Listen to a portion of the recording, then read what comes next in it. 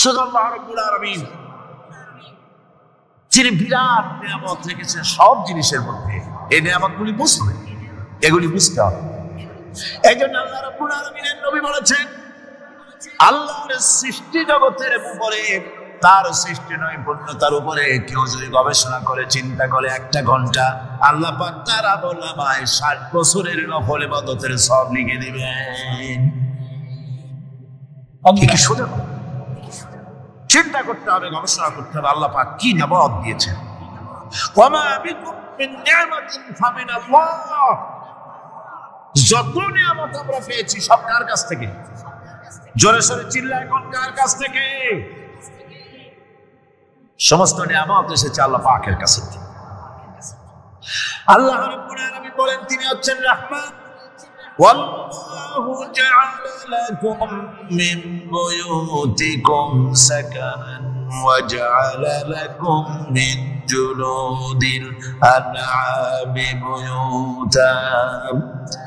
আল্লাহ পাক বলছেন তোমাদের জন্য তোমাদের ঘর সমূহকে আল্লাহ পাক স্থিতি লাভের, স্বস্তি শান্তি লাভ করার জন্য আল্লাহ পাক একটা স্থান করে দিয়েছেন, জায়গা করে দিয়েছেন। আমরা যে ঘর বানাই, এই ঘর বানাবার পেছনে আল্লাহ পাকের কত বড় নিয়ামত। ঘর একটা বানাতে হলে খুঁটি লাগবে। খুঁটি কোত্থেকে আসছে বলেন? কোত্থেকে? গাছের থেকে খুঁটি পেয়েছেন। কিসের থেকে পেয়েছেন? গাছ। কাঠ। শুধু খুঁটিতে ঘর হবে না, এরপরে খুঁটি হয়ে গেল, চাল লাগবে। চাল দেবেন কি দিয়ে? খড় দিয়ে দেন, টিন দিয়ে দেন, টালি দিয়ে দেন, যা দিয়ে দিবেন সেটা হচ্ছে কাঠ। জোরে কর। শুধু খুঁটি আর চাল হলে হবে না, বেড়া লাগবে, দরজা লাগবে, জানালা লাগবে, যা কিছু দরকার। আল্লাহ বলেন তোমার এই শান্তির ঘরটার পেছনে আমার নিয়ামত, আমার রহমত কাজ করেছে। আবার শীত প্রধান দেশে, যেখানে বিল্ডিং এও কাজ হবে না, যেখানে ঘর বানাতে হলে কাঠ খড়ির ঘর দিয়েও কাজ হবে না, এত প্রচন্ড শীত, সেইখানে আল্লাহ পাক পশুর চামড়া দিয়ে ঘর বানাবার জন্য মানুষের মাথায় আল্লাহ পাক বুদ্ধি দান করে দিয়েছেন। আল্লাহ পাক বলছেন জুলুদিল আনআমি বুয়ুতা, চামড়া দিয়ে ঘর তৈরি করা হয়। স্কুলরা করে, দেখে আসবে, চামড়া দিয়ে ঘর তৈরি করা হয়। আল্লাহ পাক এই পশু দিয়ে মানুষের এত উপকার করছেন। তিনি রহমান। এই রহমত থেকে পৃথিবীর কেউ বঞ্চিত নন। সমস্ত প্রাণী সমূহকে আল্লাহ পাক এই বিরাট নিয়ামত দান করেছেন। একটি মানুষ যতই সংকীর্ণ হোক, অসভ্য জীবনযাপন করুক, ইলিটারেট হোক, মূর্খ হোক, লেখাপড়া কিচ্ছু জানে না, একটা পর্ণ কুটিরের ভিতরে কৃষক বাস করে, সেও যদি চিন্তা করে তাহলে অন্তত এতটুকু উপলব্ধি তার আসবে যে সে অসুখ হলে পরে তার আশেপাশে লতা কুল্ম, গাছের শিকড় বেটির খেলে পরে তার অসুখ ভালো হয়ে যায়। ঠিক কিনা? এখন তো অসুখ ভালো হওয়ার জন্য কোনো অসুবিধা নাই, কোনো সমস্যা নয়। পত্রিকার ভিতরে অ্যাডভার্টাইজ আসতেছে, স্ট্যাম্পের উপরে লিখে দেবো আখিরি দেখা, বিশ্বব্যাপী চ্যালেঞ্জ। মেয়ে লোকও চ্যালেঞ্জ দিতেছে, পুরুষও দিতেছে, পাগলও দিচ্ছে, ছাগলও দিচ্ছে, সবাই মিলে চ্যালেঞ্জ করছে। পত্রিকাগুলি পয়সার লোভে আবার এগুলি ছাপতেছে। সব রকমের রোগ, অসুখ, সব রকমের ওষুধ তারা দিতে পারে। তেই যদি হয় তো খামাখা আমাদের মেডিকেল কলেজ রাইখে লাভ কি? বিজ্ঞাপন দিয়ে যদি ওষুধ বিক্রি করা হয়, কেমন গভর্নমেন্ট আমি বুঝি না। এই পাগল ছাগলের বিজ্ঞাপনগুলি ছাপা হয় পত্রিকায়, লোকেরা বিভ্রান্ত হয়, লোকেরা বোঝে না। তাদের কাছে গেলে মুখ দেখেই বলে দেবো এরকম আসতেছে, পাগলের মতো চেহারা, মুখ দেখেই বলে দেবে শেষ দর্শন। আর দর্শন জিন্দিগিতে করা লাগবে না। ছোট্ট ছোট্ট পোলাপানো এরকম এক এক জায়গায় হইতেছে। খুলনা জেলার টাকপ এলাকায় একবার শোনা গেল সেখানে ছাগলে পানি করে দেয়, যে যাবে তার তো ভালো হবে। কি শিক্ষিত কি অশিক্ষিত সবাই গিয়ে লাইন দিতে লাগলো ছাগলের বাড়ি।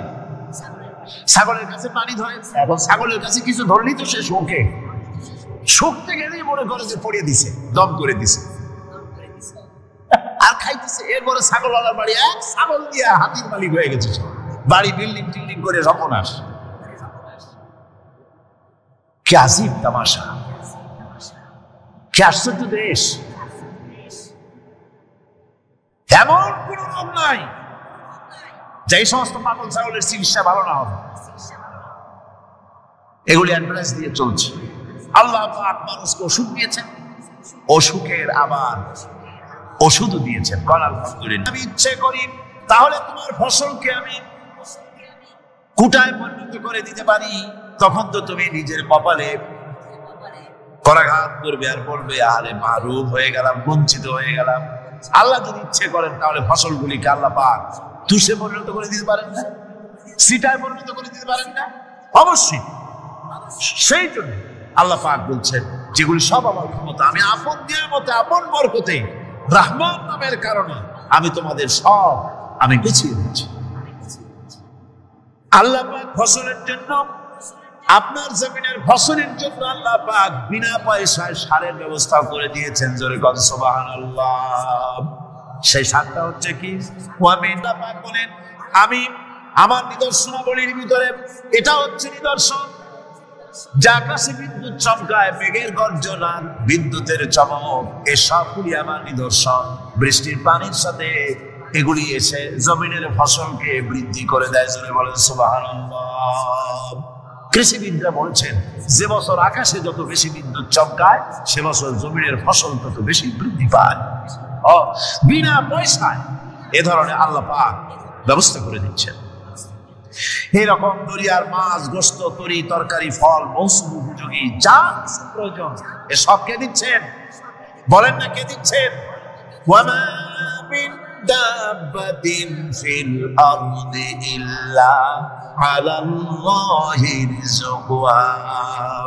এই পৃথিবীর বুকে এমন কোন বিচরণশীল জীব নাই যে জীবের রিজকের দায়িত্ব আল্লাহ পাক নিজ হাতে গ্রহণ করেন নাই।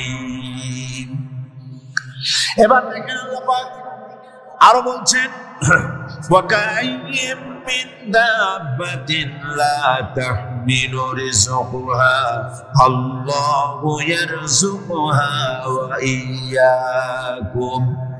বহুত প্রাণী এমন আছে যে প্রাণীরা রিজিককে সঞ্চয় করে না। আমাদের রিস্ক তো সঞ্চয় করা আছে, আমাদের ব্যাংকে টাকা আছে, গোলায় ধান আছে, চাউল আছে, আছে কিনা? কম থাকুক বেশি থাকুক আছে তো। কিন্তু পৃথিবীতে এমন বহু প্রাণী আছে যাদের কোনো সঞ্চয় নাই। এই ধরনের অসংখ্য প্রাণীকে আল্লাহ রাব্বুল আলামিন বলেন, এই ধরনের অসংখ্য প্রাণীকে আমি আল্লাহ রাব্বুল আলামিন তাদের খেতে দেই। সকালবেলায় খালি পেট নিয়ে সমস্ত প্রাণীগুলি ঘর থেকে বেরিয়ে যায়, পানি থেকে, গর্ত থেকে, জঙ্গল থেকে সব বেরিয়ে গেল ক্ষুধার্ত পেটে। আবার বিকাল বেলা পর্যন্ত সারাদিন তাদের আহার জোগাড় করে তাদের পেট ভরাইয়া সবগুলিকে আপন আপন গৃহের মধ্যে আমি আল্লাহ ফিরাই দেই। সেই জন্য আল্লাহ পাক বলছেন ইয়া আইয়ুহান নাসু যকুরু নি'মাতাল্লাহি আলাইকুম হাল মিন খালিকিন গায়রুল্লাহ ইয়ারযুকুকুম মিনাস সামাই ওয়াল আরদ লা ইলাহা ইল্লা হুয়া ফান্না তুফাকুন। হে মানুষ সকল, স্মরণ করো আল্লাহ পাকের সেই নিয়ামতের কথা, যে নিয়ামত ওই আল্লাহ ছাড়া কে আছে? তোমাকে আকাশ থেকে রিজকের ব্যবস্থা করেন, যিনি তোমাকে খাওয়ার দাওয়ার ব্যবস্থা করেন, তিনি ছাড়া কেউ নাই এই পৃথিবীর বুকে, আকাশ এবং জমিনে। তিনি এক এবং একক। ওয়া ইলাহুকুম ইলাহুম ওয়াহিদ লা ইলাহা ইল্লা হুয়ার রাহমানুর রহিম। তিনি হচ্ছেন তোমাদের ইলাহ, তিনি এক, তিনি একক। সুতরাং তিনি হচ্ছেন পরম দাতা এবং বিশেষ নিয়ামত যিনি দেন, পরম দাতা এবং দয়ালু। কোরআনে কারিমে যখনই আমরা বলেছি আলহামদুলিল্লাহি রাব্বিল আলামিন, আল্লাহ পাক খুশি হয়েছে। প্রশ্ন হয়েছে তার কি আরো কোন গুণ আছে? জবাবে বলেছি আর রহমানির রহিম, তিনি পরম দাতা, তিনি দয়ালু। সুবহানাল্লাহ, তিনি রহিম। পরকালে কিয়ামতের ভয়াবহ দিনে বান্দার জন্য তিনি রহিম হবেন। দুনিয়ায় তো মুক্ত হস্তে সকলকে দিচ্ছেন, আর কিয়ামতের দিন আল্লাহ পাক রহিম হবেন তার বান্দাদের জন্য। কোরআন বলছে তিনি হচ্ছেন রহমান, মানুষের জন্য তিনি রহমত দেন। তার দয়া অফুরন্ত, এত দয়া যে তিনি যদি প্রত্যেক কথায় কথায় আমাদেরকে শাস্তি দিতেন তাহলে আমাদের বাঁচার কোনো পথ ছিল না, ঠিক কিনা? কোরআনে কারিমে আল্লাহ পাক বলেছেন ওয়া আসাবাকুম মিন মুসিবাতিন ফাবিমা কাসাবাত আইদিকুম ওয়া ইয়াফু আন কাসীর। তোমাদের উপরে যত বিপদ আসে সমস্ত বিপদগুলি তোমাদের হাতের কামাই করা, নিজেদের রোজগার করা, তোমাদের নিজের হাতের কামাই করা।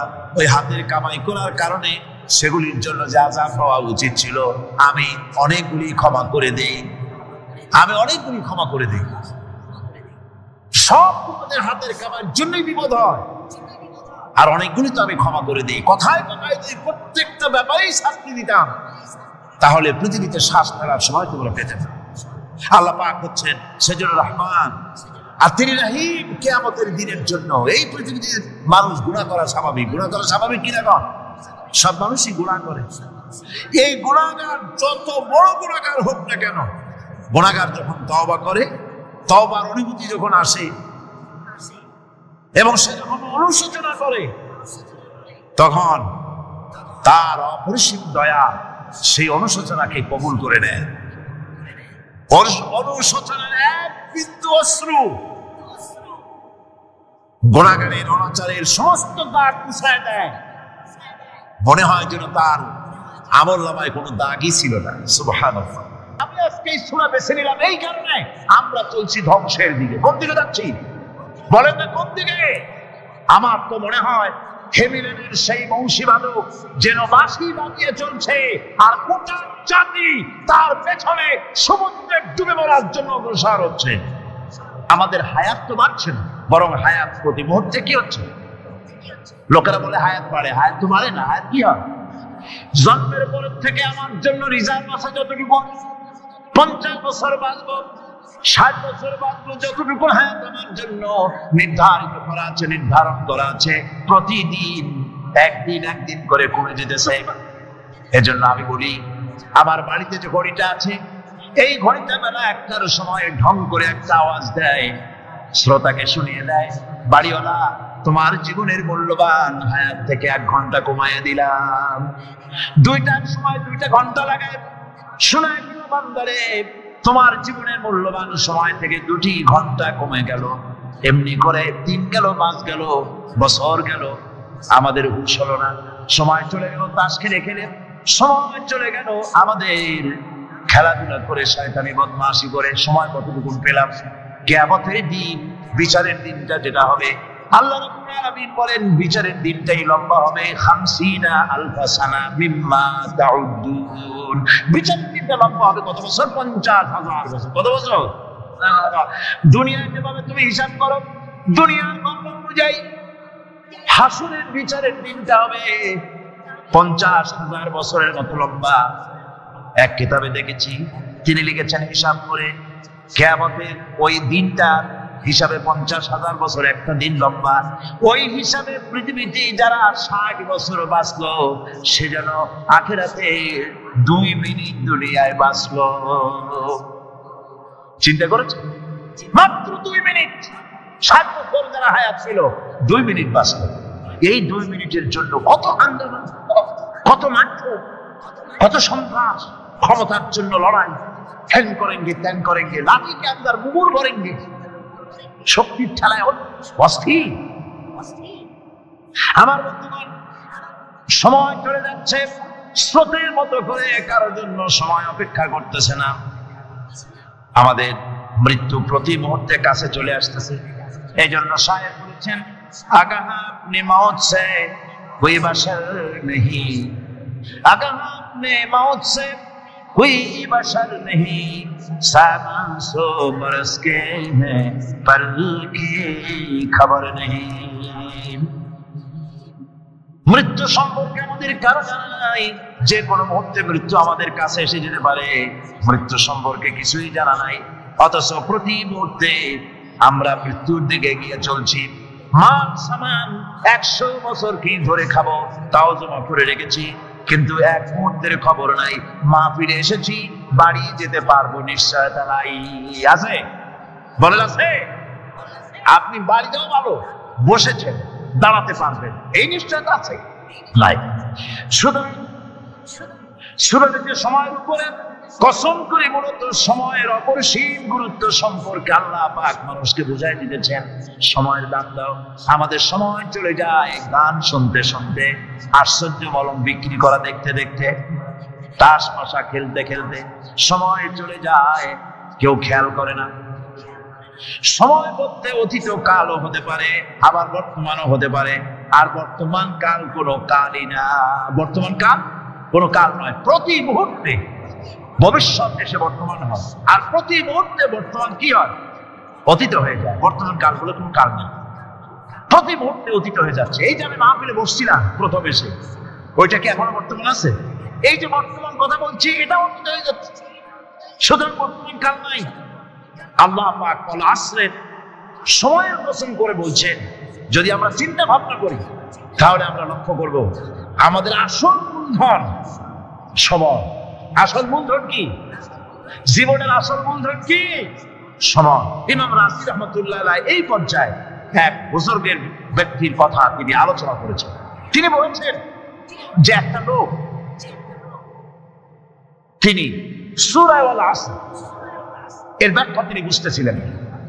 ব্যাখ্যা এই মাথার মধ্যে ভুল ব্যাখ্যা ছিল। ব্যাখ্যা একবার তিনি বাজারে ঢুকলেন, তারপরে তিনি শুনতে পেলেন বাজারের এক প্রান্ত থেকে একজন চিল্লায় বলতেছে, সেই ব্যক্তির উপরে রহম করো যার পুঁজি গলে যায়, সেই ব্যক্তির উপরে রহম করো যার পুঁজি গলে যায়। উনি চিন্তা করেন পুঁজি এবার করে কেমন? উনি দৌড়ে গেলেন, যায় দেখেন যে যে ব্যাটা চিল্লাচ্ছে সে হচ্ছে বরফ বিক্রেতা। কি বিক্রেতা? বরফ। বরফ আইস। এখন এই বরফ বিক্রেতা সে চিল্লায় বলতেছে, সেই ব্যক্তির পরে রহম করো যার পুঁজি কি গলে যায়। সূর্যের তাপ বাড়ছে আর বরফ গলে যাচ্ছে। সে বোঝাতে চাচ্ছে যে আমার এই বরফটা জমাট থাকা অবস্থায় তোমরা কেউ কেনো, যেহেতু আমার পুঁজি এর মধ্যে আমি ইনভেস্ট করেছি। এটা যদি পানি হয়ে যায় তো পানি তো কেউ কিনবে না, এটা তো সেকেন্ড শেয়ার পাওয়া যায়। বরফ পাওয়া যায় না বলেই তো আমি বরফ কিনে আনছি। তোমরা আমার প্রতি দয়া করো, তাড়াতাড়ি করে বরফটা কিনে নিয়ে যাও। ইমাম রাজি রহমতুল্লাহ আলাইহি বলেন, বুজুর্গ ব্যক্তি চিৎকার করে বললেন, আল্লাহু আকবার, আমি কিন্তু এই বরফ বিক্রেতার ঘোষণার মধ্য দিয়ে সূরা আল আসরের তাফসীর আমি বুঝে ফেলেছি। তার মানে হলো বরফ বিক্রেতা যেভাবে বলতেছে সেই ব্যক্তির উপরে রহম করো যারা পুঁজি গলে যায়, আমারও তো একটা পুঁজি আছে, ওই পুঁজির নাম হায়াত। প্রতি মুহূর্তে আমার পুঁজি তো গলে যেতেছে, আমার পুঁজি তো গলে যায়, প্রতি মুহূর্তে কমে যেতেছে। আরে এই পুঁজি যে গলে গেল ধরে রাখতে পারলাম না, এই জন্য কিছুই তো করতে পারি নাই। সূরা আল আসরের ভিতরে মানুষের আয়ুষ্কাল দেওয়া হয়েছে, বরফ গলে যাওয়ার মতো দ্রুত সে আয়ু কমে যাচ্ছে। একে যদি নষ্ট করে ফেলা হয়, ভুল কাজে ব্যয় করা হয়, সেটাই হচ্ছে মানুষের মূল ক্ষতি। মানুষের মূল ক্ষতি ব্যবসায় ক্ষতিগ্রস্ত হয়েছে না, মূল ক্ষতি নয়। স্বাস্থ্য হারাইছে, মূল ক্ষতি নয়। রাজনীতিতে ব্যর্থ হয়েছে, মূল ক্ষতি নয়। জীবনে মন্ত্রিত্ব হারাইছে, মূল ক্ষতি নয়। মূল ক্ষতি প্রতি মুহূর্তে সময় নষ্ট হচ্ছে, এটাই মূল ক্ষতি। তিনি হতাশ হলেন না। মাছের পেটের ভেতরে বসে হযরত ইউনূস আলাইহিস সালাম বুক ভরা আশা নিয়ে আল্লাহর দরবারে তিনি ঘোষণা করলেন, লা ইলাহা ইল্লা আনতা সুবহানাকা ইন্নী কুনতু মিনাজ জালিমিন। পড়েন না সবাই, লা ইলাহা ইল্লা আনতা সুবহানাকা ইন্নী কুনতু মিনাজ জালিমিন। হযরত ইউনূস আলাইহিস সালাম বলেন, আল্লাহ তুমি ছাড়া কোনো ইলাহ নাই, তোমার পবিত্রতা ঘোষণা করছি, আমি জালিমদের অন্তর্ভুক্ত হয়ে গেছি। তিনি যখন চিল্লাচ্ছিলেন, মাসির পেটের ভিতরে বসে যখন কাতরুক্তি করতেছিলেন, আল্লাহ বুঝি তখন শোনেন নাই সে কথা। কি বলেন? আল্লাহ বুঝি তখন তন্দ্রায় বা নিদ্রায় ছিলেন না। আল্লাহ পাক কি ঘুমান? তন্দ্রায় যান? লা তাখুযুহু সিনাতুন ওয়ালা নাওম। আল্লাহ রাব্বুল আলামিন বলেন, কোন তন্দ্রা বা নিদ্রা আল্লাহ রাব্বুল আলামিনকে স্পর্শ করে না। হযরত ইউনূস আলাইহিস সালাম যখন মাছের পেটের ভিতরে বসে চিৎকার মারলেন, আল্লাহ পাক বলেন, ইউনূস রে, তোমার ওই ডাক কেউ শুনে নাই। দুনিয়ার কোন রাজা বাদশা শুনে নাই, দুনিয়ার কোন বন্ধু বান্ধব তোমার শুনে নাই, কিন্তু আমি তোমার আরশের মালিক, আমি রব্বুল আলামিন শুনেছি। শুধু শুনি নাই, সঙ্গে সঙ্গে জবাব দিয়ে দিয়েছি। فاستجبنا له ونجيناه من الغم। পড়েন, فاستجبنا له ونجيناه من الغم وكذلك ننجي المؤمنين। আল্লাহ পাক বলেন, আমি জবাব দিলাম। মাছের পেটের ভিতরে বেদনা শুরু হয়ে গেল। মাছ আর তলদেশে শুয়ে থাকতে পারলো না, সাঁতরাতে পারলো না, মাছ ভেসে উঠল উপরে। পেটের যন্ত্রণায় মাছ কিনারায় চলে এসে বমি করে দিতে পারলে যেন বাঁচি, এই অবস্থা মাছের হলো। কিনারায় চলে এলো, বমি করে ইউনূস আলাইহিস সালামকে ফেলে দিল। মাছও বাঁচলো, ইউনূস আলাইহিস সালামও বাঁচলো। আল্লাহ রাব্বুল আলামিন বলে, মুমিনেরা শোনো, শুধু ইউনূসকে নয়, ওয়া কাযালিকা নুজিল মুমিনিন। এইভাবে করে মুমিন বান্দারা যদি আমাকে ডাকে, আমার কাছে যদি হাত ফাইলায়, আমি আল্লাহ রাব্বুল আলামিন মুমিনদের এভাবে মুক্ত করে দেই। ঘটনা লম্বা, আমি সংক্ষেপে বলতেছি। মেয়েটাকে ফাঁকি দিয়ে তারা আমি মারবো, বুঝতে দেই নাই আমার বউরে। বললাম চলো বেড়াইতে যাই। মেয়েটা আমার সাথে সাজাই দিয়েছে, তার মা বেড়াতে নিয়ে যাবো এই কথা মনে করে। মেয়েটা কদ্দূর যায়, আবার আব্বা আব্বা বলে আমার দিকে ফিরে আসে, আবার পিছনে থাকে, আবার আব্বা আব্বা বলে চড়াই ধরে। এইভাবে করতে করতে যখন নির্জন এলাকায় গেলাম, আমি পাহাড়ের পাশে গর্ত খোঁড়া আরম্ভ করলাম। গর্ত খুঁজি আর মাটি ছিটে এসে আমার দাড়িতে লাগে। বাচ্চা মেয়েটা আমার কাছে এসে দাড়ি দিয়ে ধুল ছাড়াই দেয়। আব্বা, তোমার দাড়িতে ধুল লাগতেছে, তুমি এই কষ্ট করতেছো কেন? মেয়ে তো বোঝে না যে আমি তার জন্য কবর খুঁজতেছি। কবরটা খোঁড়া হয়ে যাওয়ার পর মেয়েটারে বান্ধা শুরু করলাম। মেয়ে এখন কাঁদতেছে, বাবা আমার বাধ্য কেন? আমি তারে বাঁধিয়া জোরে ওর মধ্যে নিক্ষেপ করে দিলাম। মেয়েটা গর্তের মধ্যে বসে চিৎকার করে বলছে, আব্বা তুমি আমারে বাঁচতে দাও, আমি তোমার বাপ বলে সমাজে হেয় করবো না, আমি ভিক্ষা করে খাবো, আমারে মেরো না। লোকটি বলছি, ইয়া রাসূলুল্লাহ, আমার মনে দরদ আসলো না। আমি একটা পাথর উঁচু করে আমার মেয়ের বুক লক্ষ্য করে জোরে মেরে দিলাম। বুকটা ফেটে রক্ত ফিনকি দিয়ে উঠলো, আর মেয়ের বুক থেকে আওয়াজ বেরোলো, আব্বা। আমার কানে যেন এখনো সেই আওয়াজ বাজে। হাদিস শরীফে এসেছে, হুজুরের চোখের পানি দাড়ি ভিজে ভিজে জামার উপরে পড়তেছিল। হুজুর বললেন, আহারে, মানুষেও পারে এরকম কাজ করতে।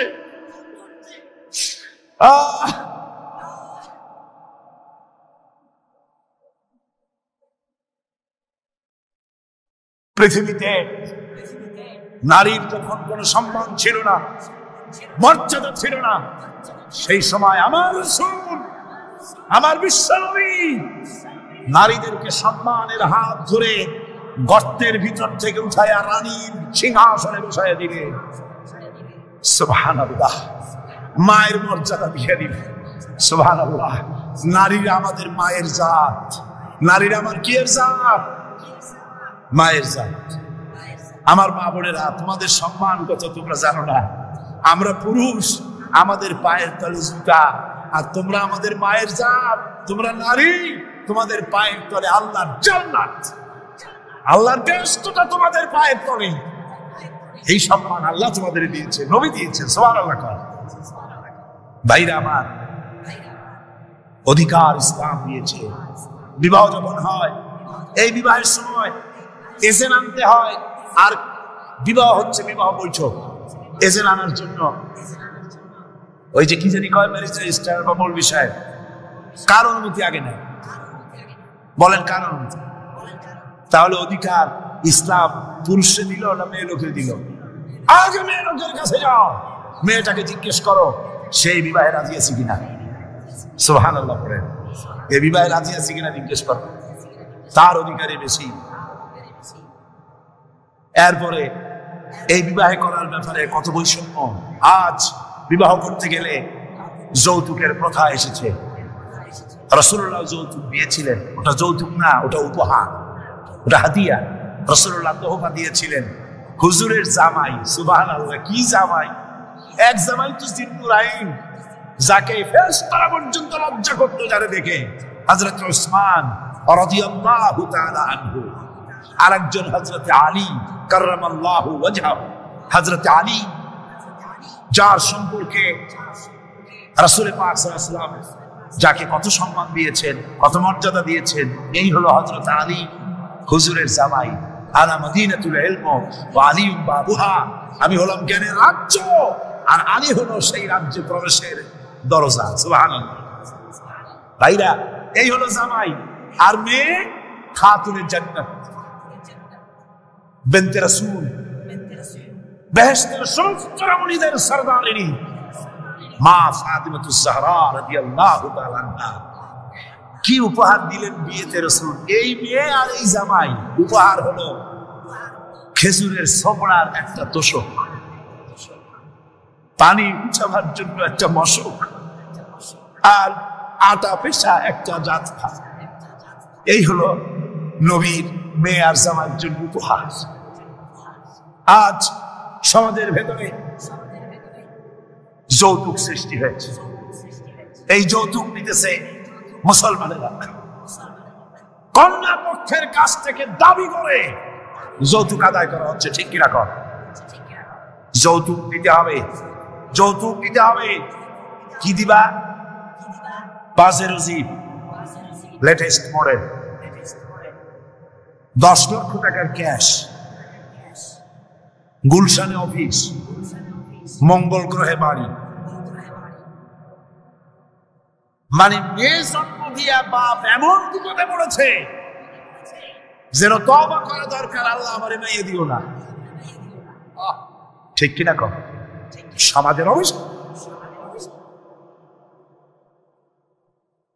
আপনি মেয়ে বিয়ে দেওয়ার সময়, ছেলে বিয়ে দেওয়ার সময় কন্যা পক্ষের কাছ থেকে ডিমান্ড করতে পারবেন না।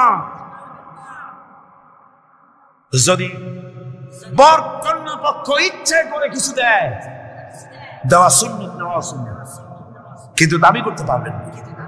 দাবি করে যদি নেন, শুকরের মাংস খাওয়া কি? বলেন নাকি? কুত্তার পায়খানা খাওয়া কি? আর যারা জবাব দিলেন না তাদের জন্য কি মুবাহ? কুত্তার পায়খানা খাওয়া কি? সুতরাং মেয়ে বিয়ে, ছেলে বিয়ে দেওয়ার সময় কন্যা পক্ষের কাছ থেকে যৌতুক আদায়ের নামে দাবি করে কোনো কিছু শুয়ারের মাংসের মতো, কুত্তার পায়খানার মতো এসব জিনিস আপনারা কি দাবি করে আদায় করবেন? আমি আজকে দেখতে চাই যেসব পিতারা মাহফিলে এসেছেন, ছেলের বিয়ে আজও দেন নাই, সেই সব পিতারা কোরআনের মাহফিলে হাত তুলে শপথ করেন কুত্তার পায়খানা খাবেন না, শুয়ারের মাংস খাবেন না। হাত তুলে বলেন, ওই ছেলেরা তুমি বাপ হয়েছে কবে? হাত নামাও। ছেলেরা না, শুধু পিতারা, ছেলের বাপেরা হাত উঁচু করে আমি দেখবো। তা হোক, ছেলের বাপেরা হাত উঁচু করে আমি দেখবো। আলহামদুলিল্লাহ, হাত নামাও, কোন আলহামদুলিল্লাহ, আরো জোরে কোন আলহামদুলিল্লাহ।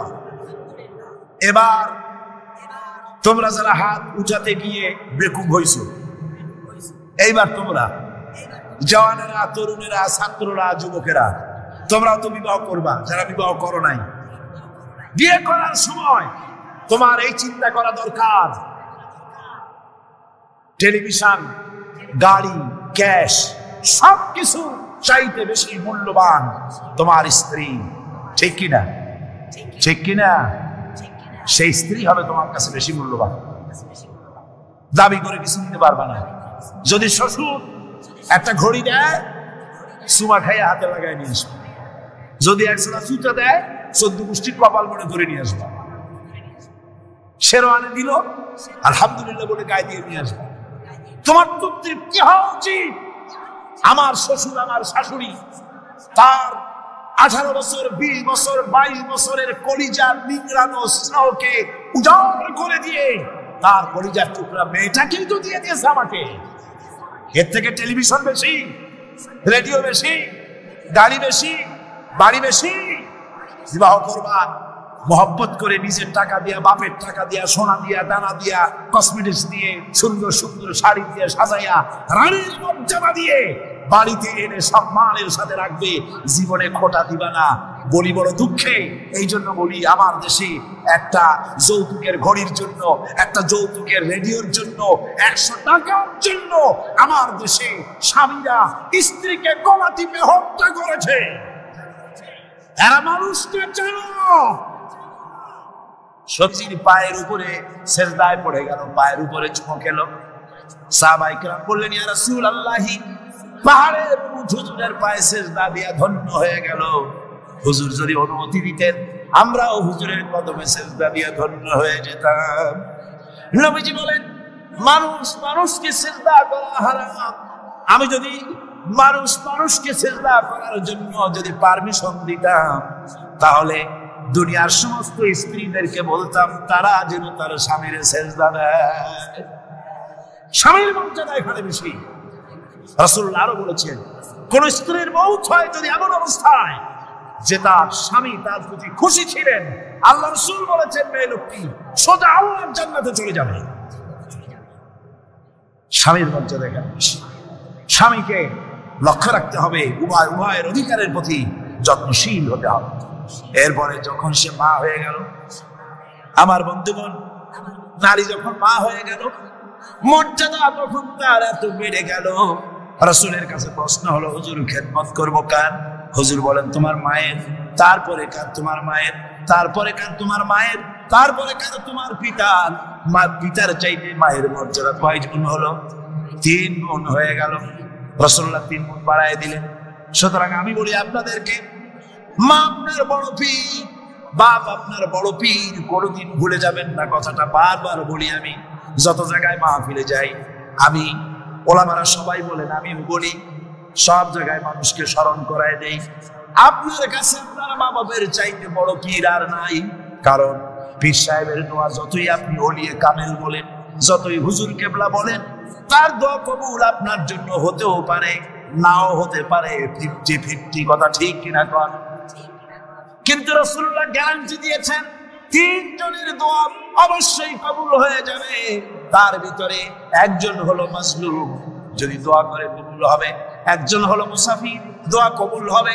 আর একজন হলো মুবাদ, যদি দোয়া করে আল্লাহর দরবারে আল্লাহ রাব্বুল আলামিন অবশ্যই দোয়া মঞ্জুর করে নেবেন। মা বাবার কাছে দোয়া চাও। ভাইরা, মনে কিছু করবেন না।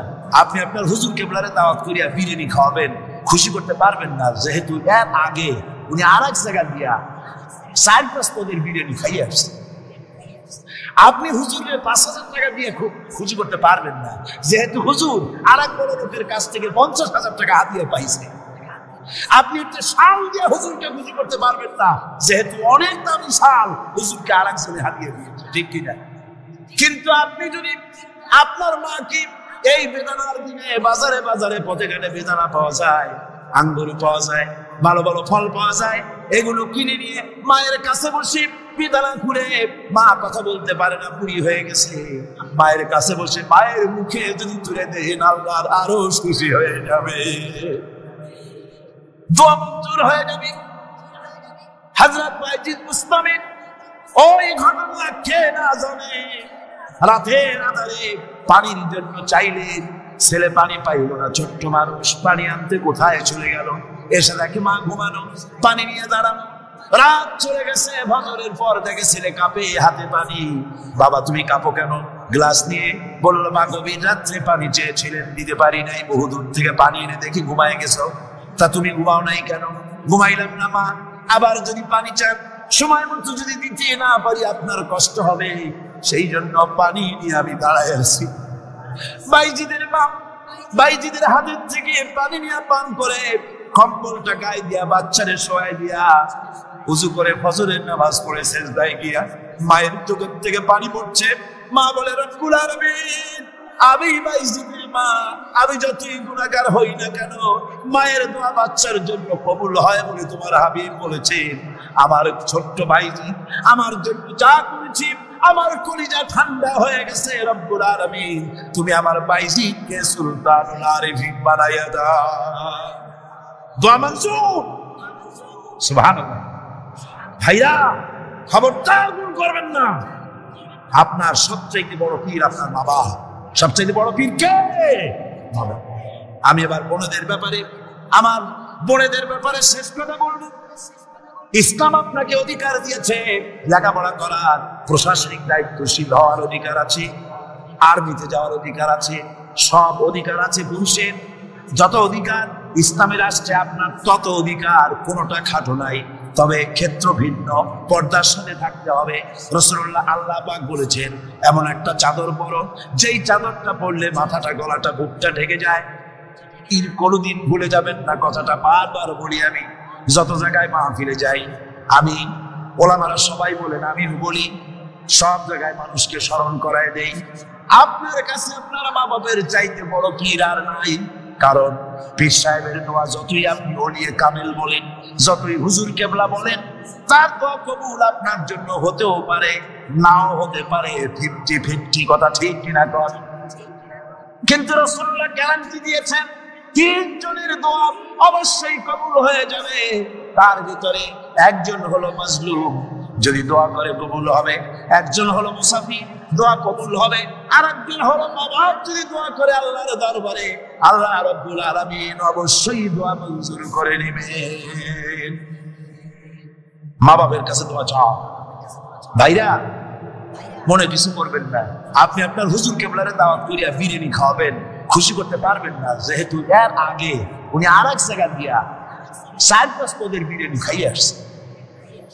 আপনি হুজুরকে 5,000 টাকা দিয়ে খুব খুশি করতে পারবেন না, যেহেতু হুজুর আর এক বড় লোকের কাছ থেকে 50,000 টাকা হাতিয়ে পাইছে। আপনি একটা শাল দিয়ে হুজুরকে খুশি করতে পারবেন না, যেহেতু অনেক দামি শাল হুজুরকে আর একজনে হাতিয়ে দিয়েছে, ঠিক কিনা?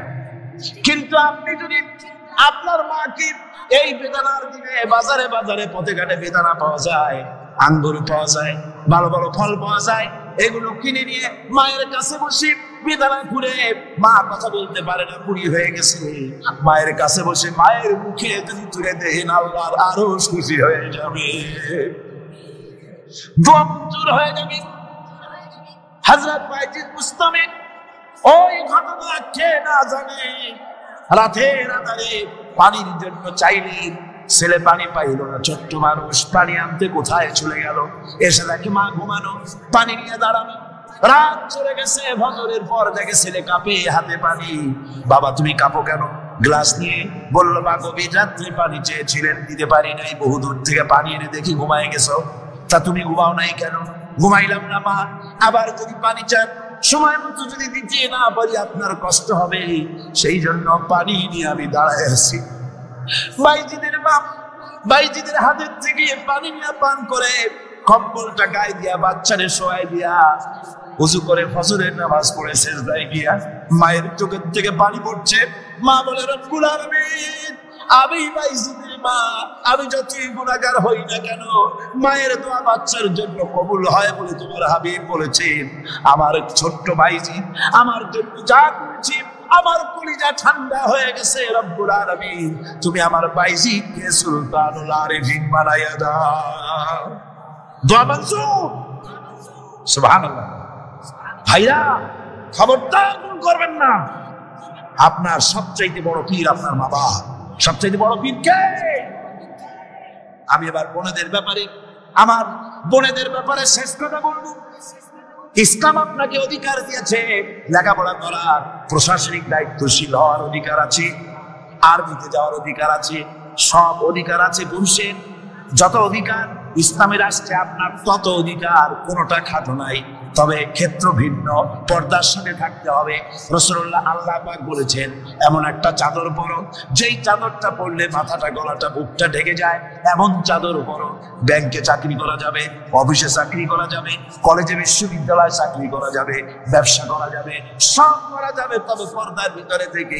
বেপর্দা হলে পরে জাহান্নামে যাওয়া লাগবে। জোরে কর নাউযুবিল্লাহ। পর্দার সাথে আপনাদের থাকতে হবে। আমার মা বোনেরা, চাদর পরেন, বোরখা পরেন, বোরখার চাদর ছেড়ে দিন না। দেখবেন একটা জিনিস লক্ষ্য করেন, বোরখা নাই, মাথার চুল টুল ছেড়ে দিয়ে লিপস্টিক লাগাইয়া মেকআপ করে, তারপরে যদি কোনো দোকানে যান মার্কেটিং করতে, সেলসম্যান দেখেই কবে আপা আসেন, আসেন বাবি সাহেব আসেন।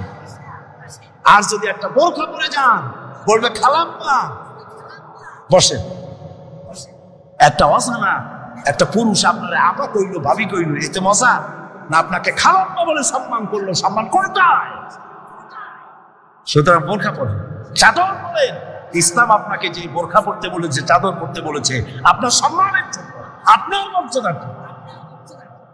মা বোনদের ব্যাপারে সর্বশেষ কথা, অনেকের বাড়িতে চাকর চাকরানি থাকে, কাজের মেয়েরা থাকে, কাজের ছেলেরা থাকে, থাকে না? থাকে না?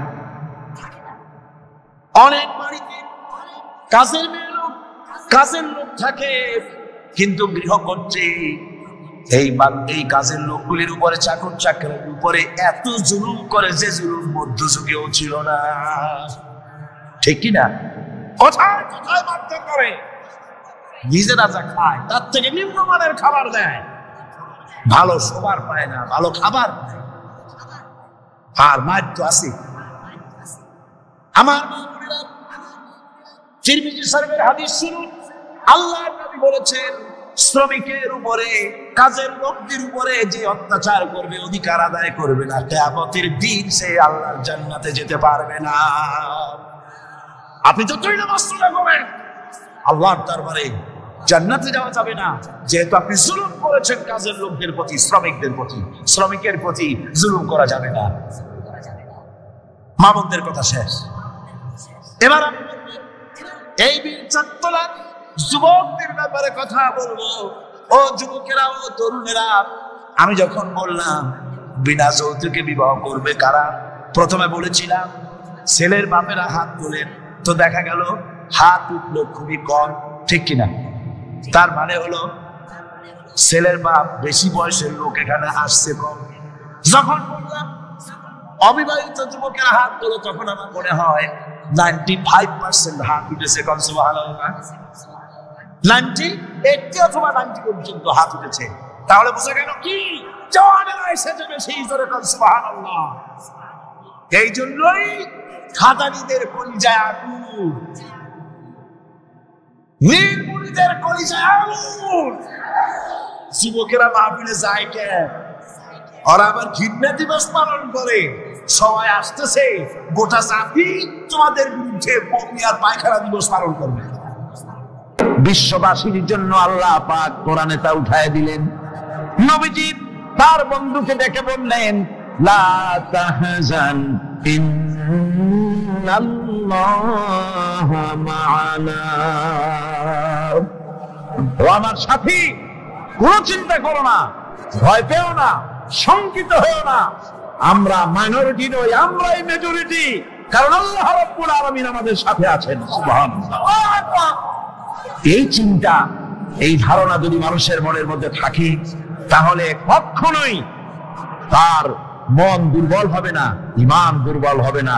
হযরত ইয়াকুব আলাইহিস সালাম, কলিজার টুকরা সন্তান হযরত ইউসুফ আলাইহিস সালামের জন্য তার মনটা পাগল ছিল। এত সুন্দর করে আল্লাহ তারে বানাইছিলেন, এত তিনি ছিলেন সৌন্দর্যের পিরামিড, যারা দেখলে চোখ ফিরানো যায় না। এমন সুন্দর সুপুরুষ, যারা দেখি সেই যুগের সুন্দরী যুবতী মেয়েরা রূপের মোহে পড়ে নিজেদের আঙ্গুলগুলি কেটে ফেলে দিয়েছিল। রূপের মোহে এমন অবশ হয়ে গেছে, আঙ্গুল কেটেছে, হাত কেটেছে, টের পায় নাই। আবার ভুল বুঝবেন না, দুনিয়ার সেরা সুন্দর পুরুষ ইউসুফ আলাইহিস সালাম, তা কিন্তু রাসূলের চাইতে বেশি নয়। হযরত উম্মুল মুমিনিন আয়েশা রাদিয়াল্লাহু তাআলা আনহা তিনি বলেছেন, যেই সব সুন্দরী রমণীরা ইউসুফ আলাইহিস সালামকে দেখে রূপের মোহে পড়ে নিজেদের আঙ্গুলগুলো কেটে ফেলেছিল, ওরা যদি আমার হাবিবকে দেখতো, ওরা যদি আল্লাহ রাসূলকে দেখতো, তাহলে হাত কাটতে কাটতে কোন ফাঁকেতে কলিজা কেটে ফেলে দিত, ওরা টের পেত না।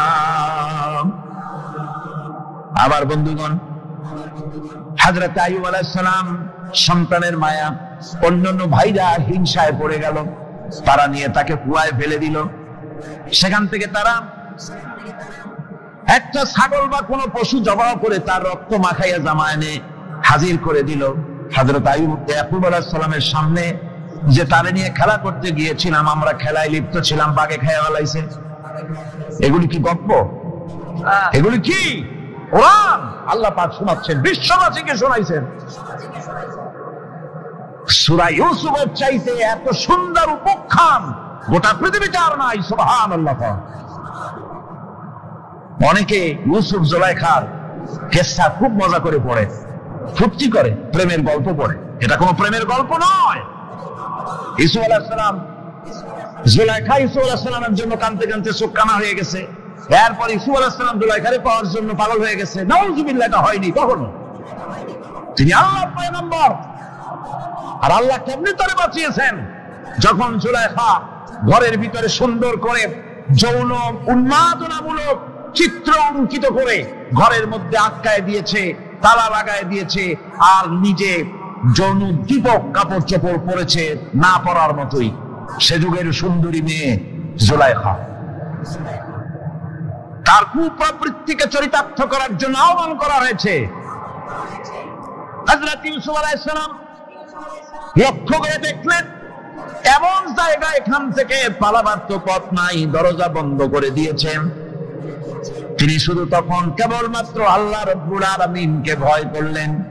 আল্লাহকে ভয় করে আল্লাহর নাম নিয়ে যখন তালাবদ্ধ দরজার দিকে দৌড় দিয়েছেন, আল্লাহ রাব্বুল আলামিন আপন কুদরতে তালাগুলি খুলে দরজা তার জন্য উন্মুক্ত করে দিলেন। ইউসুফ আলাইহিস সালামকে হালাই দিয়ে এভাবে করে কাপড় এনে দিল তার সামনে, রক্তমাখা কাপড় পেয়ে হযরত ইয়াকুব আলাইহিস সালাম সন্তানদের মুখে কাহিনী শুনে তিনি কি বললেন? কোরআনে কারীম তা কোট করেছে। তিনি চিক দিলেন না, ফাল দিলেন না, ফিট হয়ে পড়লেন না। তিনি বললেন, কলিজার টুকরা সন্তান, তার মরার খবর শুনেছেন। তিনি বললেন কি? ফাসাবরুন জামিলুন ওয়াল্লাহুল মুস্তাআনু আলা মা তাসিফুন। আমি উত্তম সবর অবলম্বন করব। তোমরা যে কাহিনী রচনা করেছো এর বেলায় আমি আল্লাহর কাছে সাহায্য চাই। আমি উত্তম সবর অবলম্বন করব। আমার ভাইরা, 11 ভাই মনে করেছিল ইউসুফ আলাইহিস সালামকে মরণ কুয়ায় ফেলাই দিছি। তারা তো ঠিক পায় নাই, এটা মরণ কুয়া না, এটা হচ্ছে একটা সুড়ঙ্গ, যাকে ইংরেজিতে বলে টানেল। এটা এমন একটা সুড়ঙ্গ, ওরা মনে করেছে মরণ কুয়া। কিন্তু আল্লাহ রাব্বুল আলামিন এই কুয়াতে এমন বানালেন, ওরা একদিকে ফেলাই দিল মরণ কুয়ায়, এই কুয়ার আর এক মুখ দিয়া আল্লাহ রাব্বুল আলামিন ইউসুফ আলাইহিস সালামকে নিয়ে মিশরের সিংহাসনে বসায়া দিলেন। এটা মরণ কুয়া নয়, এটা রাজ সিংহাসনে বসার সুড়ঙ্গ পথ। ইউসুফ আলাইহিস সালাম আজ প্রেসিডেন্ট, সুবহানাল্লাহ, প্রেসিডেন্ট হয়ে বসে আছেন। ওদিকে কেনানে অভাব লেগে গেছে, সেখানকার মানুষেরা সাহায্য নিতে এসেছে। ওই 11 ভাইও আসছে। হযরত ইউসুফ আলাইহিস সালাম দেখেই চিনে ফেলেছে, ওরা কিন্তু তখনও ঠিক পায় নাই। হযরত ইউসুফ আলাইহিস সালাম চিনে ফেলেছেন। এখন কি করা উচিত? সবগুলোকে ঠ্যাং উপরের দিকে উঠাইয়া তারপরে সমানে ধোলাই দেওয়াই তো স্বাভাবিক ছিল, আমাদের মতো মানুষ হইলে, ঠিক কিনা? ঠিক তো বলবেনি, অভ্যাস তো এটাই। হযরত ইউসুফ আলাইহিস সালাম তাদের সামনে পরিচয় দিলেন। তারা যখন বুঝতে পারল, লজ্জায় তাদের মাথা হেট হয়ে গেল। হাজরাতটা এক তো লজ্জা আর 2 নম্বরের ভয়, জান নিয়ে কেনানে কেউ ফিরে যাইতে পারবো না। এখন অবস্থা হয়েছে যে জীবনই যায় নাকি এখানে। হযরত ইউসুফ আলাইহিস সালাম ভাইদের এই করুণ দুরবস্থা বুঝতে পারলেন, বুঝে চরম ধৈর্য ধরে তিনি কি বললেন? তিনি বললেন, লা তাসরিবা আলাইকুমুল ইয়াউম। ও ভাইরা, তোমাদের বিরুদ্ধে আমার কোনো ক্ষোভ নাই, দুঃখ নাই, বিদ্বেষ নাই, হিংসা নাই, আল্লাহর রাস্তায় মাফ করে দিলাম। আল্লাহু আকবার, সুবহানাল্লাহ। এর নাম পয়গম্বর। এর নাম কি? পয়গম্বর। কিসের লেনিন, কিসের মার্কস? জওয়ানেরা, ভুল পথে মানুষ চলেছিল, আলহামদুলিল্লাহ আল্লাহ এগুলোরে ডাস্টবিনে ফালাই দিচ্ছে। কারণ আলহামদুলিল্লাহ, আলহামদুলিল্লাহ। পয়গম্বর কারে বলে? কারে বলে পয়গম্বর? কি চরিত্র!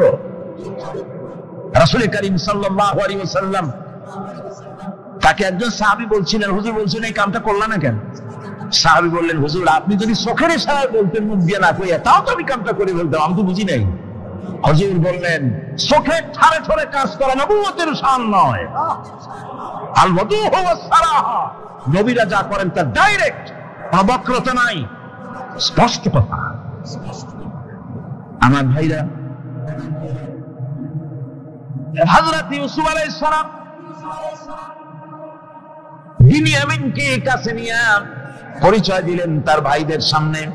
কোরআনে কারীম বলছে, ক্বালা আনা ইউসুফ ওয়া হাদা আখি قد من الله علينا إنه من يتقي ويصبر فإن الله لا يضيع أجر المحسنين। আমি ইউসুফ আর এই হচ্ছে আমার ভাই। আল্লাহ আমাদের উপর ইহসান করেছেন। প্রকৃতপক্ষে যারা আল্লাহকে ভয় করে এবং সবর ইখতিয়ার করে, আল্লাহ এভাবে তাদেরকে তাদের আমলকে নিষ্ফল হতে দেন না। আমার এই জামাটা নিয়ে যাও। হযরত ইয়াকুব আলাইহিস সালাম কলিজার টুকরা সন্তান ইউসুফ আলাইহিস সালামের বিরহ যন্ত্রণায় ছেলেকে কতদিন দেখে না, কাঁদতে কাঁদতে চোখ দুটো অন্ধ হয়ে গেছে। মিশর থেকে কেনানের দিকে জামা রওনা হয়েছে।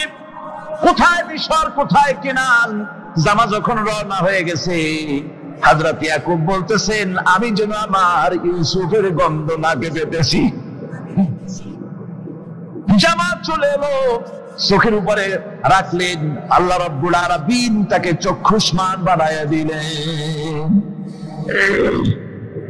ভাইরা আমার, পয়গম্বরেরা সবর করে গোটা দুনিয়ার মানুষের সামনে দৃষ্টান্ত সেট করেছেন সবর কারে হয়। আমার ভাইরা, হযরত ইব্রাহিম আলাইহিস সালামের কথা আল্লাহ পাক কোরআনে কারিমে বলছেন সবর কারে কয়। দেখো, শেখো সবর কারে কয়। আল্লাহ পাক বললেন, ইব্রাহিম তোমার বিবি আর তোমার নবজাতক এই সন্তানকে রেখে আসো মক্কা নগরীতে। তিনি চলে গেলেন, সেখানে ঘর নাই, বাড়ি নাই, কিচ্ছু নাই, চতুর্দিকে ধুধু বালু আর মরুভূমি। হযরতে হাজরা বলছেন, ইব্রাহিম সামান্য পানি আর খাবার দিয়া আমার সন্তান শুদ্ধ এখানে রেখে দিতেছো, আমি কি অপরাধ করেছি? কোনো জবাব নাই। 2 বার 3 বার বলার পরে হাজরা বলছেন, ইব্রাহিম গো, তবে কি আমার আল্লাহর হুকুম মতো আমারে রেখে যাচ্ছ নাকি? হযরত ইব্রাহিম আকাশের দিকে আঙ্গুল উঁচু করলেন। কথা বলবেন, বাক শক্তি বেরোচ্ছে না। 80 বছর বয়সের সময় একটা বাচ্চা আল্লাহ তারে দিচ্ছেন। আর এমন বাচ্চা, পয়গম্বরের ছেলে, কি সুন্দর চেহারা, মরুভূমির উপরে ফালাই দিয়েছো। ফালাই দিয়ে রওনা হয়ে যাচ্ছেন, মুখ দিয়ে কথা সরছে না, আকাশের দিকে দেখালেন। হযরত হাজরা বুঝতে পারলেন। হযরত হাজরা বলেন, ইব্রাহিম কোন চিন্তা নাই, নিশ্চিন্ত করে বাড়ি ফিরে যাও। আমি আমার আল্লাহর উপরে এতটা ভরসা করি, আল্লাহর হুকুমে যদি আমার এখানে রেখে যেয়ে থাকো, আল্লাহ পাক আমাকে আর আমার কলিজার টুকরা ইসমাইলকে পানিতে আর খাবারে মারবেন না, অবশ্যই তিনি ব্যবস্থা করবেন। ব্যবস্থা হয়ে গেল। হযরত ইসমাইল বড় হয়ে গেলেন। আল্লাহ পাক অর্ডার করলেন, জবাহ করো ছেলেকে। হযরত ইব্রাহিম আলাইহিস সালাম যখন জবাহের প্রস্তাব করলেন, হযরত ইসমাইল তা আপত্তি করতেন, বাবাজি আমার মায়ের আর আমাকে বাচ্চা অবস্থায় ফেলে গেলেন, খাবার দেন নাই, পরার দেন নাই, বছরের পর বছর আমাদের এখানে কাটলো, দেখতেও আসেন নাই, আজ আসছেন জবাব দিতে, এটা কেমন কথা, কি ধরনের বাপ আপনি? এরকম বলছে নাকি? এরকম বলছে। হযরত ইব্রাহিম আলাইহিস সালাম প্রস্তাবটা কিভাবে পারলেন? আল্লাহ পাক কোরআনে কারিমে দৃষ্টান্ত রেখে দিয়েছেন।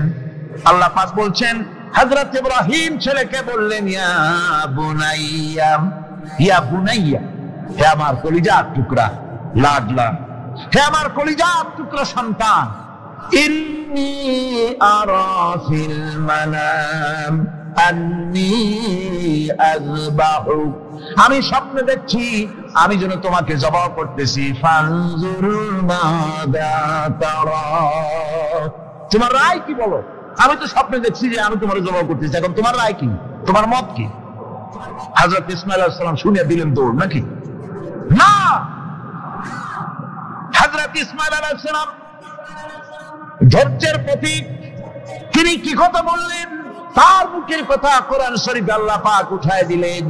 হযরত ইসমাঈল বললেন, ইয়া আবাতি ফাআল মা তু'মারু সাতাজিদুনি ইনশাআল্লাহু মিনাস সাবিরিন, হে আমার পিতা, আপনি যে ব্যাপারে আদিষ্ট হয়েছেন আপনি তা পালন করুন, অবশ্যই আমাকে ধৈর্যধারীদের মধ্যে পাওয়া যাবেন। সুবহানাল্লাহ। এক বর্ণনা এসেছে, হযরত ইসমাঈল বললেন, আব্বাজান আমি ধৈর্যধারীদের ভিতরে আমারে পাবেন, তবে জবাহ করার আগে আমার হাত পাটা একটু বেঁধে নেন, কারণ জবাহের যন্ত্রণায় আপনার গায়ে যদি আমার হাত পা লেগে যায় তো বেয়াদবি হয়ে যেতে পারে, আর আমি মরে আমার জবাহ হয়ে যাওয়ার পর আমার রক্ত মাখা জামাটা নিয়ে আমার মা হাজেরারে দিবেন, কারণ তাকে মা বলবার মতো আর তো কেউ নাই। সুবহানাল্লাহ।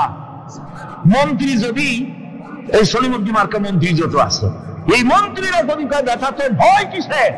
আমি তোকে দেখছি না, সাহসটা কেমন বাড়ে, কেমন বাড়ে সাহস। আরে কোনো মন্ত্রী ছাতা মাতা না, কোন প্রেসিডেন্ট রাজা বাদশা না, আকাশ আর জমিনের মালিক আমার আল্লাহ রাব্বুল আলামিন বলছেন, হাবিব কোন চিন্তা নাই, আপনি আমার চোখের সামনে। ওরা চায় আপনাকে দুনিয়া থেকে মিটাই দিতে, আর আমি চাই ওয়ারাফানা লাকা যিকরাক, আপনার প্রশংসা তো হবে গোটা বিশ্ব জুড়ে, সর্বত্র ছড়িয়ে যাবে আপনার নাম। সুবহানাল্লাহ। আল্লাহ পাক অন্যত্র বলেছেন, ওয়ালাকাদ কুযযিবাত রুসুলুম মিন ক্বাবলিকা ফাসাবারু আলা মা কুযযিবু ওয়া উযু হাত্তা আতাহুম নাসরুনা। হে মুহাম্মদ সাল্লাল্লাহু আলাইহি ওয়াসাল্লাম, আপনার পূর্বে অসংখ্য নবী রাসূল এই পৃথিবীতে আসছে এবং জুলুম আর নির্যাতনের শিকার তারা হয়েছেন, অবশেষে তাদের প্রতি আল্লাহর সাহায্য এসেছে। সুতরাং আপনাকেও ধৈর্য ধারণ করতে হবে, ধৈর্য ছাড়া কোনো পথ নাই, ধৈর্য আপনাকে ধারণ করতেই হবে। আর এই ধৈর্য ধারণ করলে পরে আল্লাহর চূড়ান্ত ফয়সালা আসবে, তখন আল্লাহ পাক মেহেরবানি করবেন। আমার ভাইরা, এই ধৈর্য পৃথিবীর সমস্ত পয়গম্বরেরা ধৈর্য অবলম্বন করেছেন, কখনো অধৈর্য হন নাই। দিন কায়েমের সংগ্রামে নবী রাসূলগণ দারুণ ভাবে সবর ইখতিয়ার করেছেন। বৃদ্ধবাদীদের সকল রকমের নির্যাতন, অপকৌশল, ষড়যন্ত্র, এই সব কিছু মোকাবেলা করেছেন ধৈর্যের নীতি অবলম্বন করি, কখনো ধৈর্যচ্যুতি তাদের মধ্যে ঘটেনি। বরং আল্লাহ রাব্বুল আলামিন তাদের প্রতি সন্তুষ্ট হয়েছেন।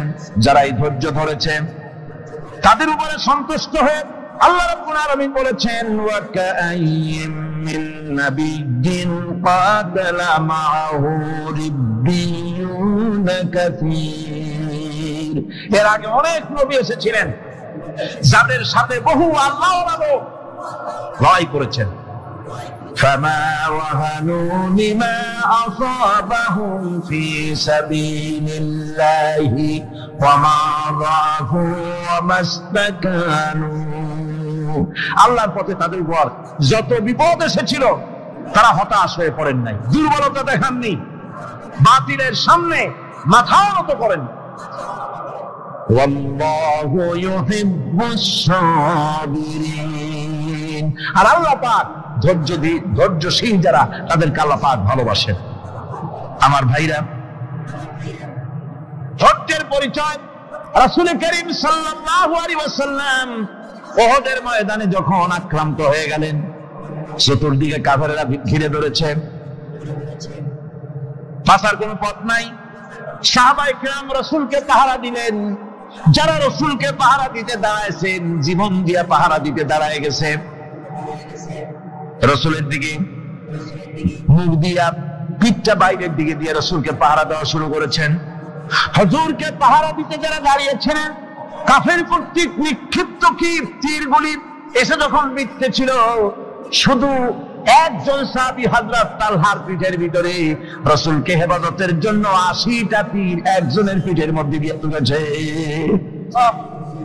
এক অসতর্ক মুহূর্তে নবীজির জানবা মুবারক শহীদ হয়ে গেল, শিরস্ত্রাণ ভেঙে গেল, লোহার কড়া প্রবিষ্ট হয়ে গেল কপালের ভিতরে। হুজুর মাথা ঘুরে পড়ে গেলেন। হযরত আবু উবাইদা রাদিয়াল্লাহু তাআলা হুজুরের মস্তক মুবারককে কোলে করে নিয়ে তারপরে বহু কষ্ট করে মাথা থেকে লোহার কড়া বের করলেন। এবার ওই কড়ার ছিদ্র দিয়ে রক্ত আসতেছে, মুখ দিয়ে রক্ত পড়তেছে, দাড়ি ভিজে যাচ্ছে। বুখারী শরীফে এসেছে, আল্লাহর নবী দুইখানা হাত নিজের চেহারার উপরে মলে এনে টাটকা রক্ত চোখের সামনে দেখে বলছেন, আহারে, এই কওমের ফালা কি করে হবে, এই কওমের মুক্তি কি করে হবে, এই কওমের নাজাত কি করে হবে, যে কওম তার নবীর চেহারা রক্ত দিয়ে আল্লাহ বানাইয়া দিল। নবীজি বললেন, আল্লাহুম্মা গফিরলি কওমি ফাইন্নাহুম লা ইয়ালামুন। আয় আল্লাহ পাক, আমার এই কওম বুঝতে পারে না, ওদেরকে মাফ করে দাও। খবর ছড়িয়ে গেল নবীজি শহীদ হয়ে গিয়েছেন। খবর ছড়িয়ে গেল চতুর্দিকে, মদিনায় খবর ছড়িয়ে গেল। মানুষ পাগলের মতো দৌড়ানো শুরু করে দিল। এক মেয়ে লোক দৌড়াচ্ছে উহুদের দিকে। কয়েকজন সাহাবীর সঙ্গে দেখা, তারা জিজ্ঞেস করলেন, দৌড়াও কেন? মহিলা, যাও কই? কয়, উহুদের দিকে যেতেছি। কয়, যায় তো কোনো লাভ নাই, যেহেতু তোমার যে স্বামী এসেছিলেন জিহাদের ময়দানে তিনি তো শহীদ হয়ে গেছেন। মহিলা বলতেছে, কে শহীদ হয়েছে শুনতে চাই না, আগে বলো নবীজি কেমন আছেন। আবার কিছুক্ষণ পর আর কয়েকজনের সঙ্গে দেখা, তারা বলছে, মেয়ে লোক দৌড়াও কই? যাচ্ছি উহুদের দিকে। তারা বলছেন যে কোনো লাভ নাই, তোমার যে দুইটা কলিজার টুকরা সন্তান উহুদে এসেছিল দুটোই শহীদ হয়ে গেছে। মা বলতেছে, ও সাহাবী, কে শহীদ হয়েছে শুনতে চাই না, তাড়াতাড়ি করে বলো আল্লাহর নবী মুহাম্মদুর রাসূলুল্লাহ সাল্লাল্লাহু আলাইহি ওয়াসাল্লাম কেমন আছেন। দৌড়াতে দৌড়াতে উহুদের মাঠে সাহাবায়ে কেরাম পরিবেষ্টিত।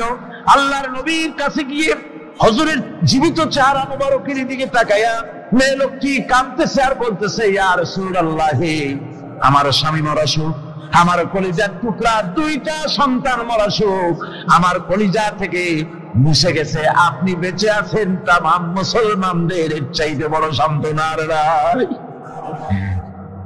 ভাইরা আমার, রাসূল করিম সাল্লাল্লাহু আলাইহি ওয়াসাল্লাম এভাবে করে ধৈর্যের পরিচয় দিয়েছেন। গালাগালি দেন নাই, রাগ করেন নাই, বদদোয়া করেন নাই। সুবহানাল্লাহ কোন, সুবহানাল্লাহ। ভাইরা আমার, এই সবর এমন মহান বৈশিষ্ট্য এর মধ্যে রয়েছে, জিহাদের ময়দানে যদি লোক কম হয় আর যদি তাদের মধ্যে সবর থাকে, বেশি সংখ্যক লোকের উপরে আল্লাহ পাক সবরকারীদেরকে বিজয়ী করে দিবেন। কোরআনে কারীমে রব্বুল আলামিন বলেন, কাম মিন ফিয়াতিন কালিলাতিন গালাবাত ফিআতান কাসীরাতান বিইذনিল্লাহ ওয়াল্লাহু মা'আস সাবিরিন। এমন ঘটনার বহু নজির আছে যে কম সংখ্যক লোকেদের উপরে আল্লাহ পাক, বেশি সংখ্যক লোকেদের উপর আল্লাহ পাক কম সংখ্যক লোকদেরকে জয়ী করে দিয়েছেন।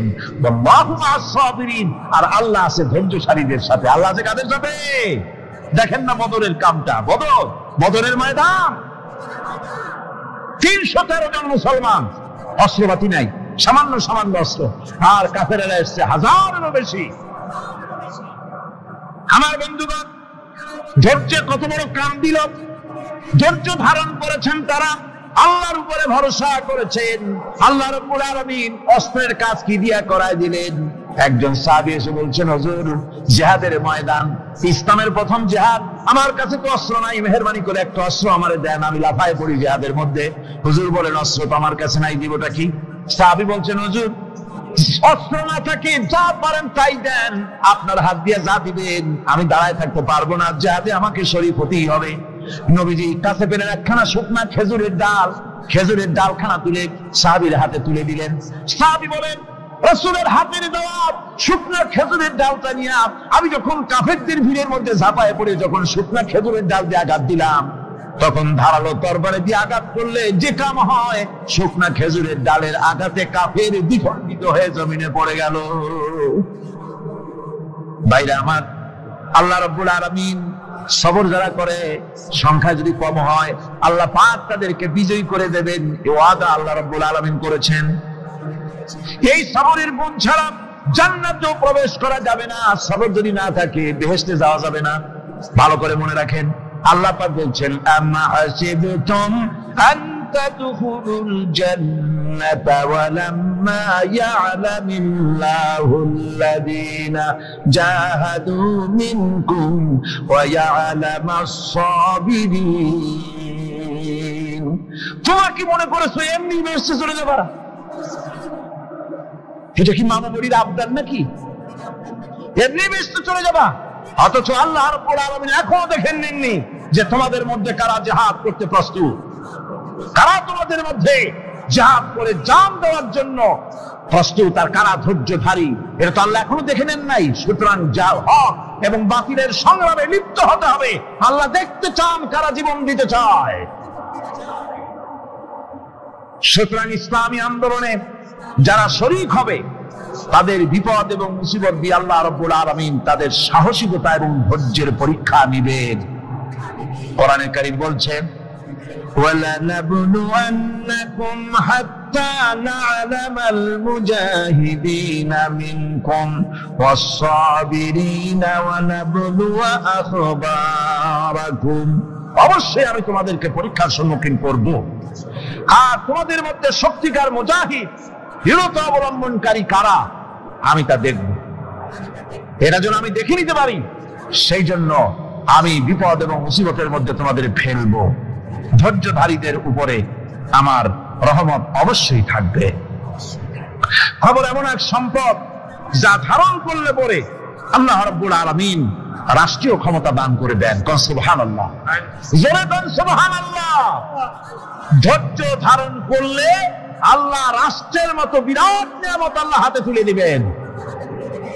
তার প্রমাণ কোরআন শরীফে আল্লাহ বলছেন, বনি ইসরাঈলরা মিশর থেকে যখন বহিষ্কার হয়ে গেল, তাদের যখন পা রাখার কোনো জায়গা থাকলো না, বনি ইসরাঈলরা মিশর থেকে যখন বহিষ্কার হয়ে গেল, এরপরে আল্লাহ পাক তারা যখন ধৈর্য অবলম্বন করলো, আল্লাহ পাক তাদের ব্যাপারে বলছেন, ওয়া আওরাসনাল কওমাল্লাযীনা কানু ইসতাদআফুনা মাশারিকাল আরদি ওয়া মাগারিবা আল্লাতী বারাকনা ফিহা। আর তাদের স্থলে আমি নির্যাতিত লোকদেরকে প্রতিষ্ঠিত করলাম। পশ্চিম এবং উত্তরের তাদেরকে আমি পশ্চিম এবং পশ্চিম এবং পূর্বের উত্তরাধিকারী তাদেরকে বানায় দিলাম। বিরাট এলাকা তাদের হাতে আমি তুলে দিলাম। ওয়া তাম্মাত কালিমাতু রাব্বিকাল হুসনা আলা বানি ইসরাঈলা বিমা সাবারু। আর এভাবে করে আল্লাহ পাক তার কথাকে পূর্ণ করলেন বনি ইসরাঈলদের উপরে সবর এখতিয়ার করার জন্য। ধৈর্য ধারার কারণে আল্লাহ পাক রাষ্ট্রের মালিক তাদের বানায় দিল। যেরকম সুবহানাল্লাহ। সবর যদি করা হয়, তো যুদ্ধ যদি বাদে, যদি জিহাদ শুরু হয়ে যায়, আল্লাহ পাক বলেছেন ফেরেশতা দিয়ে সাহায্য করবেন। যদি সবর থাকে, তোমাদের সবর থাকলে আল্লাহ কি দিয়ে সাহায্য করবেন? ফেরেশতা। কোরআনে কারীম বলছি, বালা ইন তাসবিরু ওয়া তাত্তাকু ওয়া ইয়াতুকুম মিন ফাওরিহিম হাদা ইউমদিদুকুম রাব্বুকুম বিখামসাতি আলাফিন মিনাল মালাইকাতি মুসাওমিমিন। হ্যাঁ, তোমরা যদি ধৈর্য অবলম্বন করো আর আল্লাহকে ভয় করে চলো, তাহলে এক্ষুনি আল্লাহ রাব্বুল আলামিন তোমাদের জন্য কাতারে কাতারে শৃঙ্খলাবদ্ধ ৫,০০০ ফেরেশতা দিয়ে তোমাদেরকে সাহায্য করবেন। সুবহানাল্লাহ। তোমাদেরকে ফেরেশতা দিয়ে সাহায্য করা হবে। তোমরা যদি সবর ইখতিয়ার করো, তাহলে সংখ্যা যদি কম হয়, বেশি সংখ্যার উপরে জয়ী করে দেব। ইয়াকুম মিনকুম ২০ সাবিরুনা ইয়াগলিবু মিয়াতাইন। যদি তোমাদের ভিতরে ধৈর্যশীল ২০ জন হয়, আমি ২০০ কাফেরের বিরুদ্ধে তোমাদেরকে জয়ী করে দেব। সুবহানাল্লাহ। তোমরা যদি হও ধৈর্যশীল ২০০ কি কয় ২০ জন, ২০০ কাফেরের উপরে তোমরা জয়যুক্ত হয়ে যাবে। আর বিপদ আর মুসিবতে যারা ধৈর্য ধরে, তাদের জন্য আল্লাহর পক্ষ থেকে সুসংবাদ। সুসংবাদ কাদের জন্য? ধৈর্যধারীদের জন্য। কোরআনে কারীম বলছে, ওয়াবাশশিরিস সাবিরিনাল্লাযীনা ইযা আসাবাতহুম মুসিবাতুন ক্বালু ইন্না লিল্লাহি ওয়া ইন্না ইলাইহি রাজিউন।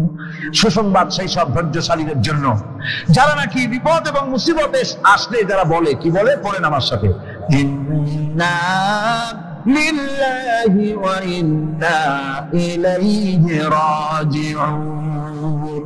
এটা শুধু আমাদের লোকেরা কেউ মরলে পড়ে, এটা শুধু মরার সময় নয়, বরং যে কোনো বিপদ আর মুসিবত এলে মুমিন বান্দা যারা, তারা কি পড়বে? ইন্না লিল্লাহি ওয়া ইন্না ইলাইহি রাজিউন। নিশ্চয়ই নিশ্চয়ই আমরা আল্লাহর জন্য এবং আমাদের সকলকেই আল্লাহর কাছে ফিরে যেতে হবে, প্রত্যাবর্তিত হতে হবে।